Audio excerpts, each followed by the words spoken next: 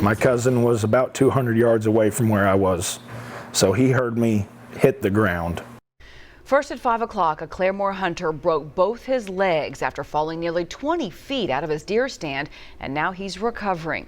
Thanks so much for joining us tonight. I'm Lori Fulbright. And I'm Craig Day. He says it was a terrifying and painful and totally preventable ordeal. News on 6's Kristen Weaver tells us he now has a message for others. Kristen? Well, Craig and Lori, Colby Clark's advice is for hunters to wear their harness. He says he's been hunting since he was 8 years old and he knows what he's doing. But he missed a step getting out of his deer stand, and now he won't be able to walk for a whole year. Colby Clark was in his element at the end of deer gun season, 18 feet up in his tree stand, and had just shot a deer.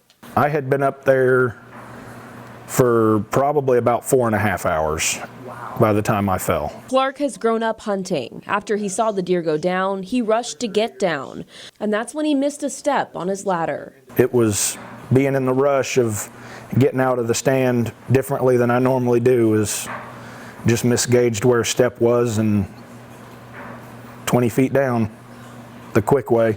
Colby hit the ground, and his cousin just happened to be there. Colby broke bones in both legs and has been in a wheelchair since late November.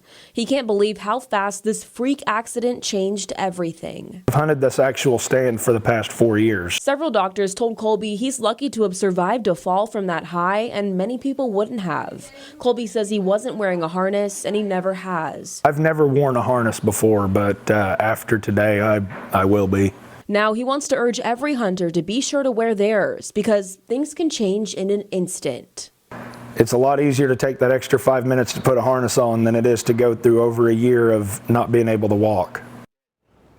Well, tomorrow is the last day of archery season, and Colby hopes that hunters will learn a lesson from him. He says he's expected to be in a wheelchair for a few more months and hopes to be walking again by next deer season. Kristen Weaver, Oklahoma's Own, News on 6.